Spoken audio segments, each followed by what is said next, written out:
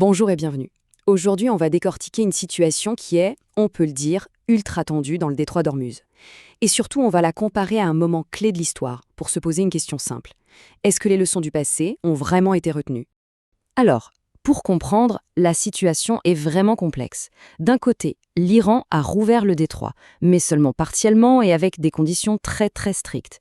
De l'autre, on a le président américain qui, lui, claironne avoir obtenu d'énormes concessions, sauf que l'Iran dément tout en bloc. Bref, c'est un dialogue de sourds complet qui se déroule sous nos yeux. Et c'est là que ça devient intéressant. Le Financial Times, un journal britannique très sérieux, a lâché cette petite bombe. Le président américain est en train de tomber dans le même piège que nous au canal de Suez. Ça, c'est un avertissement qui pèse lourd et qui nous amène directement au cœur de notre sujet. Peut-on vraiment comparer ces deux crises, qui ont pourtant des décennies d'écart?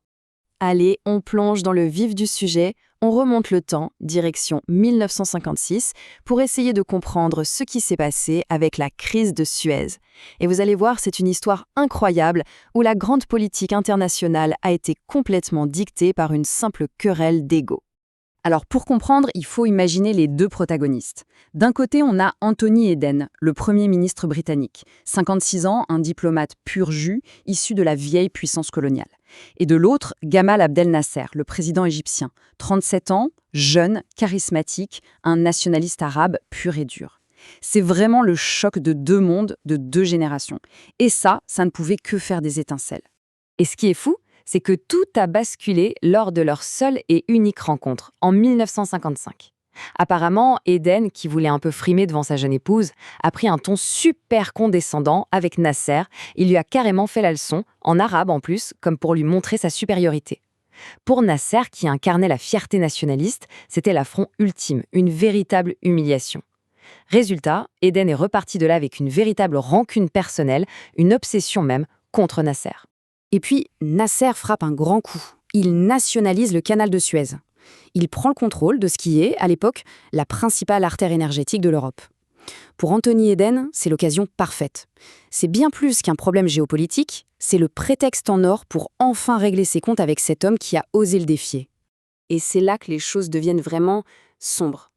Cette rancune personnelle va se muer en un véritable complot international. Dans le plus grand secret, un plan est mis sur pied. Alors, regardez bien ce montage, c'est une tromperie en 3 temps. Étape 1, Israël envahit la péninsule du Sinaï, en Égypte. Ça crée le prétexte, l'incident déclencheur. Étape 2, la Grande-Bretagne et la France débarquent en mode pacificateur et exigent un ultimatum que tout le monde arrête de se battre. Et étape 3, le coup de génie, si on peut dire, ils envahissent à leur tour sous prétexte de vouloir sécuriser le canal. C'était un plan cousu de fil blanc, mais un plan quand même.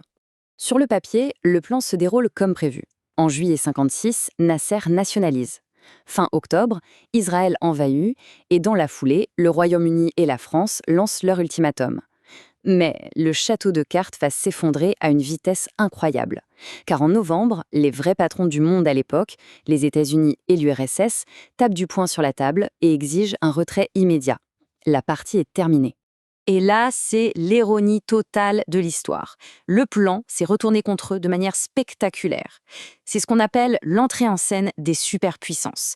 Et ce n'est pas juste un échec militaire, c'est la fin d'une époque. C'est la fin de l'illusion des grands empires européens. Mais pourquoi ça a échoué si vite? Eh bien, la pression était tout simplement insoutenable. D'un côté, vous avez l'Union soviétique qui menace Paris et Londres de frappes nucléaires. Rien que ça. De l'autre, les États-Unis qui menacent de torpiller l'économie britannique en bloquant une aide cruciale du FMI. Complètement pris en étau, les Britanniques et les Français n'ont pas eu le choix, ils ont dû se retirer. Une humiliation totale. Et pour Anthony Eden, c'est la fin de sa carrière politique, anéantie par sa propre obsession. Ça nous amène à cette fameuse citation de Karl Marx. L'histoire se répète, la première fois comme une tragédie, la seconde fois comme une farce. On vient de voir la tragédie de Suez. La question qu'on se pose maintenant, c'est est-ce qu'on est en train d'assister à la farce dans le détroit d'Ormuz? Alors, revenons à notre époque. Est-ce que l'histoire est vraiment en train de bégayer avec l'Iran? Est-ce qu'on retrouve cet écho entre Ormuz et Suez? Quand on met les choses côte à côte, les parallèles sont assez frappants. À Suez, en 1956, on avait Anthony Eden et sa rancune personnelle. Aujourd'hui, on a Donald Trump et ses déclarations, disons, contradictoires. La voie navigable, le canal de Suez contre le détroit d'Ormuz, 2 points de passage vitaux, l'adversaire, l'Égypte de Nasser contre la République islamique d'Iran, et même l'instigateur en coulisses, Israël était déjà là, et Benjamin Netanyahou est très présent aujourd'hui. La seule vraie question, c'est la dernière ligne, le résultat. Pour Suez, ce fut l'humiliation. Pour Ormuz, c'est encore à déterminer. Aujourd'hui, la situation est donc un face-à-face extrêmement fragile. Les négociations, honnêtement, ne tiennent qu'à un fil.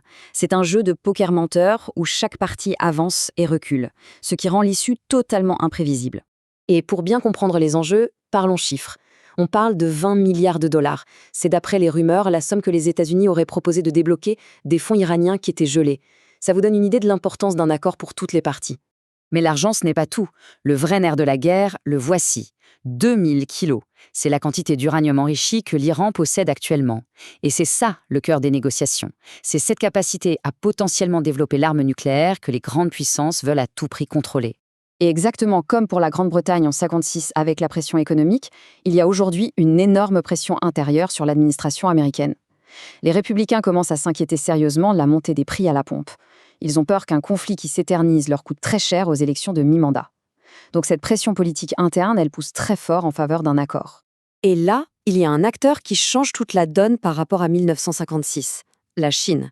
Une nouvelle puissance mondiale est entrée dans la danse. Pékin a carrément proposé de prendre en charge l'uranium enrichi de l'Iran, de le garder sous sa garde. En faisant ça, la Chine se positionne comme un acteur incontournable, un médiateur, et ça redessine complètement la carte géopolitique. Alors, où est-ce que tout ça nous mène? Eh bien, c'est ça qui est fascinant. Contrairement à Suez, où l'on connaît la fin, ici, le dernier chapitre est en train de s'écrire en direct et le monde entier a les yeux rivés dessus. Pour l'instant, c'est le flou le plus total. Les États-Unis et l'Iran font des déclarations complètement contradictoires. D'un côté, on entend parler de victoire, de l'autre, on dit qu'on n'a rien lâché. En fait, chaque camp parle à sa propre population, ce qui rend la situation quasi illisible de l'extérieur. Et pour couronner le tout, la pression monte encore d'un cran avec cette déclaration. Nous pourrions pas prolonger le cessez-le-feu avec l'Iran si un accord n'est pas trouvé d'ici mercredi. Un ultimatum, une date butoir, ça met une pression énorme sur les négociations et ça rend le risque d'un échec brutal bien réel. On termine donc avec cette question en suspens. Est-ce que le détroit d'Ormuz va devenir le canal de Suez de Trump? L'histoire nous a montré comment une affaire d'ego et de mauvais calculs peut tourner au désastre. La vraie question, c'est de savoir si, cette fois, les leçons ont été apprises. Ou si, au contraire, on est sur le point de voir l'histoire se répéter.